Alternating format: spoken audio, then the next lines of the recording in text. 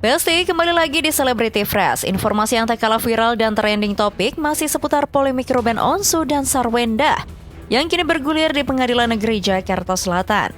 Seperti apa hasil sidang mediasi kedua ini? Langsung saja ini dia informasinya.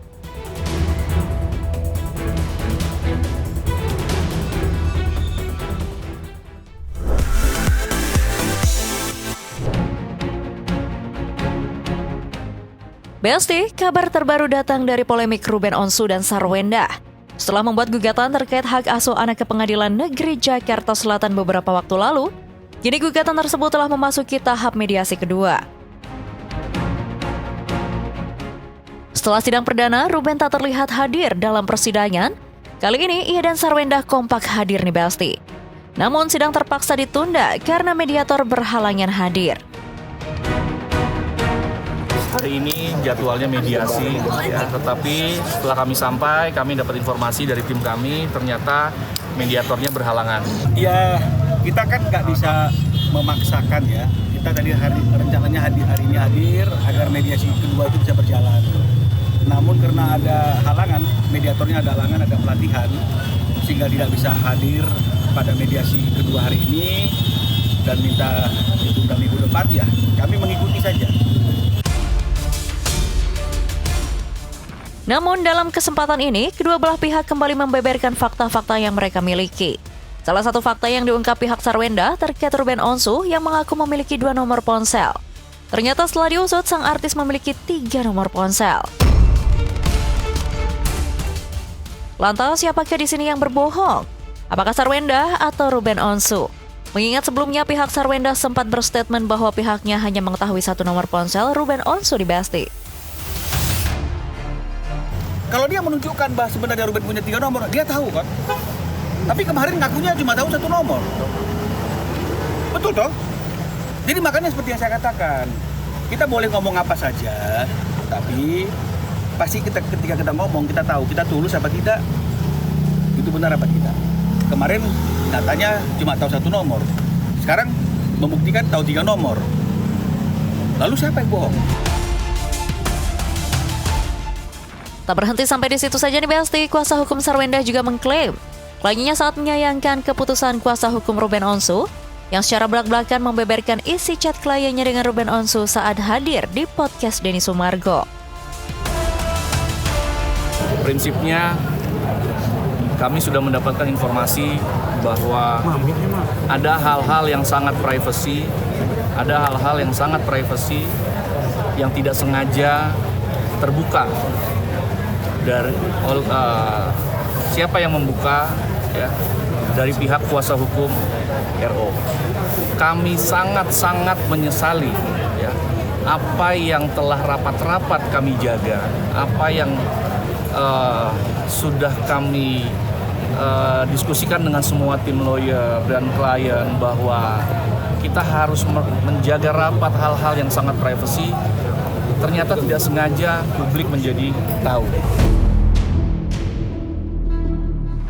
Tapi ini Besti, dalam pernyataan resminya, kuasa hukum Sarwenda sempat berkomentar bahwa isi chat kliennya dengan Ruben Onsu terkait penyakit serius yang diduga diidap Ruben Onsu itu benar adanya. Benarkah pihak Sarwenda tak ingin fakta tentangnya tidak boleh terungkap ke publik?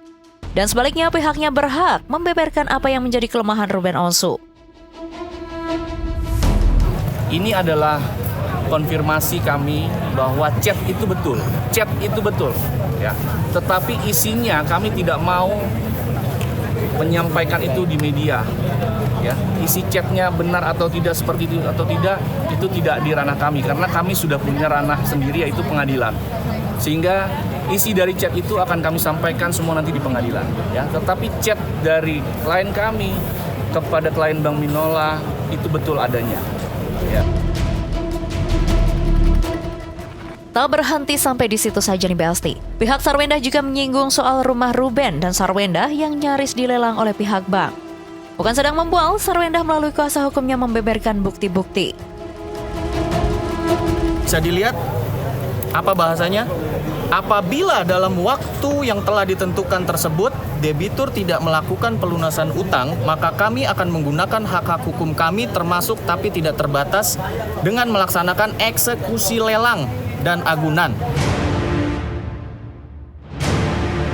suratnya ditujukan ke siapa? Itu kan juga penting. Alamat rumahnya katanya Bang. Itu alamat rumah yang mana? Karena kan krediturnya kan masa Ruben nggak dapat, mereka dapat. Makanya baca apakah perihalnya lelang atau perihalnya pemberitahuan pembayaran kewajiban.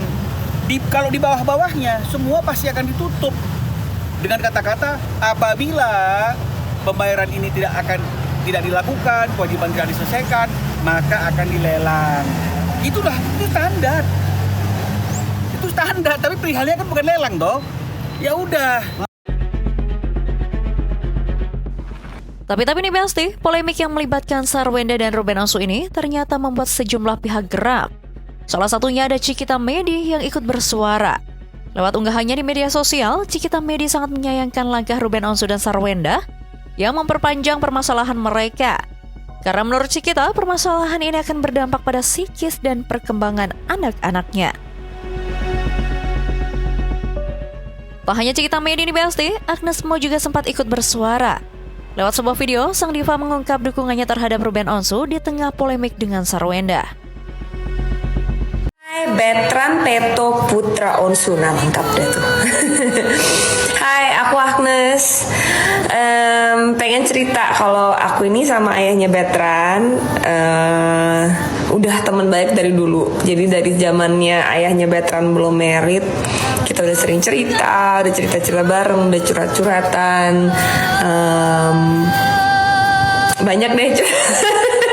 Tapi kita udah deket banget dan saling support. Nah jadi sekarang giliran Kak Agnes buat support kamu. Apalagi ayahnya Betran cerita kalau Betran suka nyanyi.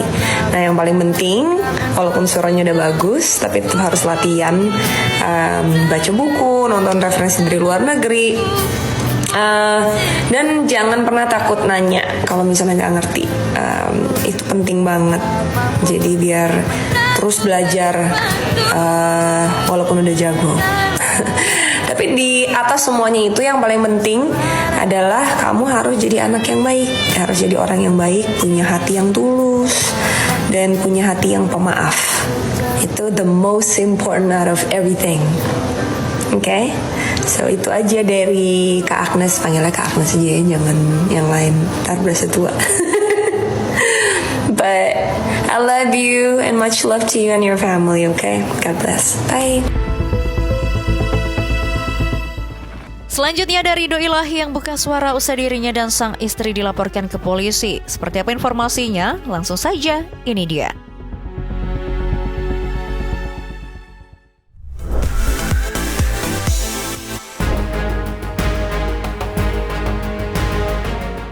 Besti, kabar mengejutkan datang dari pesinetron Ridho Ilahi. Jarang, bahkan hampir tak pernah terseret isu. Baru-baru ini, ia dilaporkan ke Polda Metro Jaya pasal berlapis atas dugaan intimidasi kepada inisial H. Kabar tersebut dibenarkan oleh kuasa hukum H. Pihaknya mendapat perlakuan dari Ridho Ilahi dan istrinya yang membuat pihak terlapor merasa tidak nyaman. Baik, pada malam hari ini kami telah resmi melaporkan ke Polda Metro Jaya terhadap 2 akun. Jadi yang kita laporkan adalah akun TikTok. Nama akunnya itu adalah @real_ridhoilahi. Dan juga yang kedua adalah ini akun istrinya, yaitu @Anindya Caroline.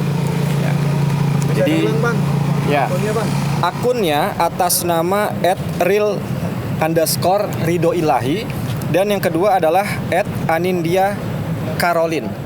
Jadi mereka ini adalah suami istri yang kita menduga kuat pemiliknya adalah seorang public figure yang bernama Saudara Ridho Ilahi dan juga Saudari Anindya Caroline.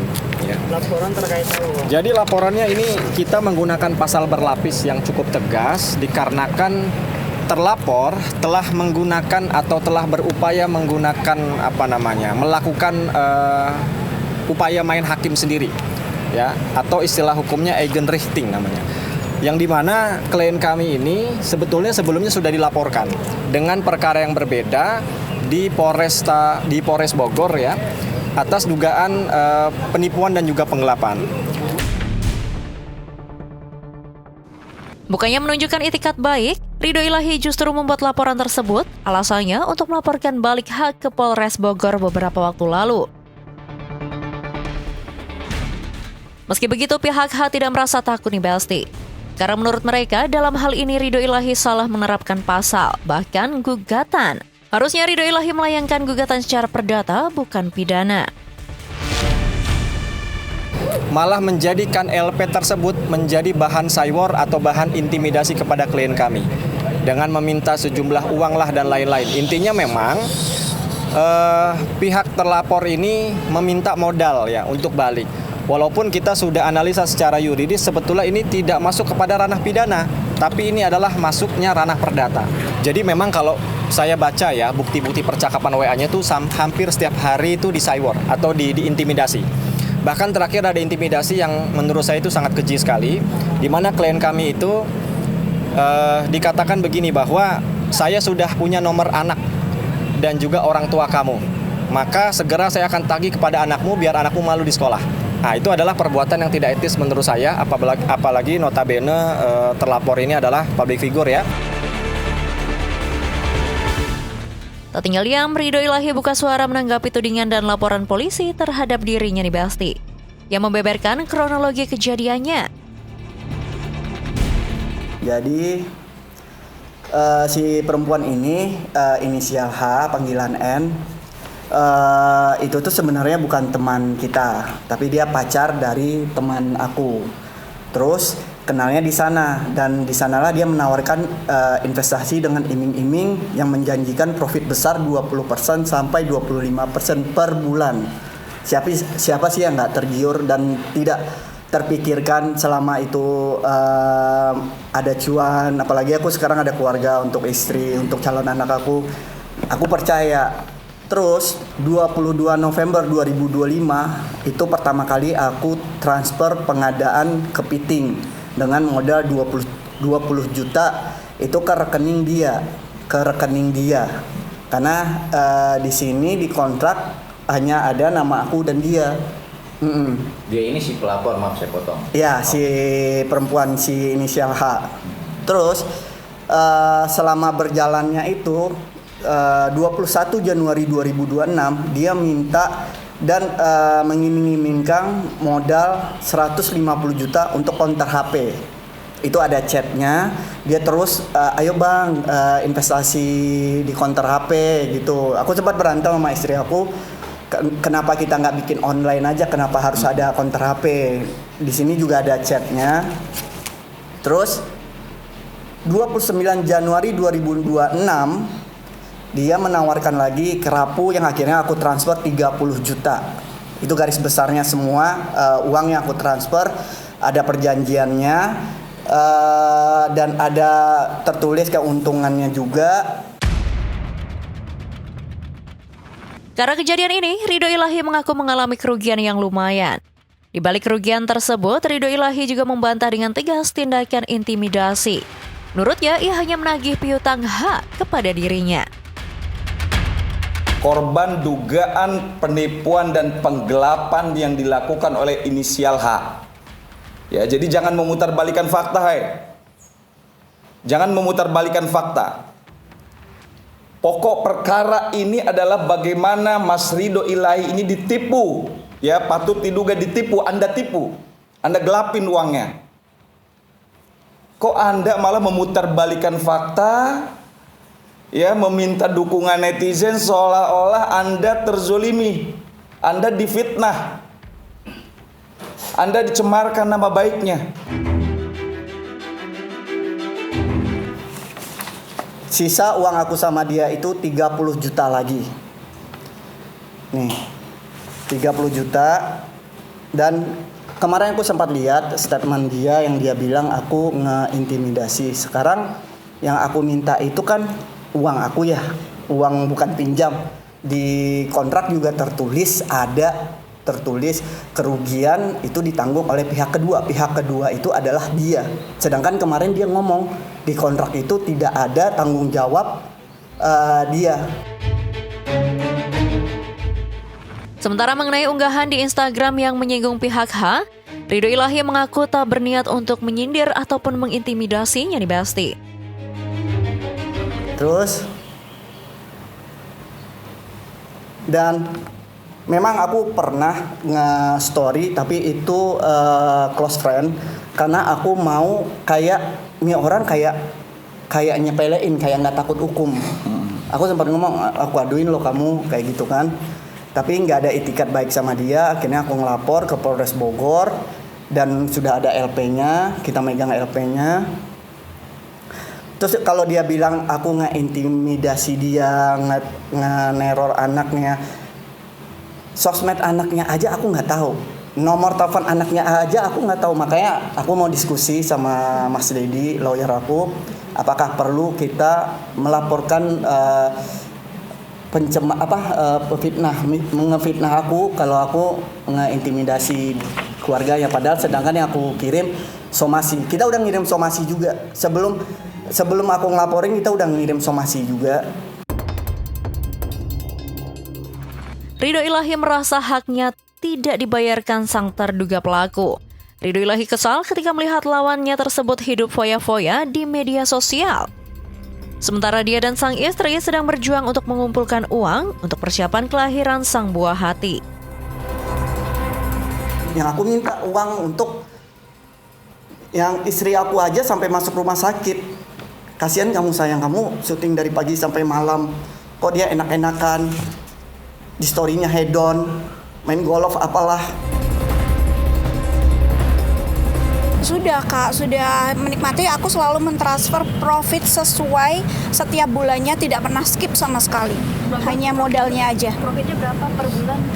Profitnya 20% per bulan. Dan itu sudah dilakukan. Berapa bulan? Sudah 6 bulan. 6 bulan ya.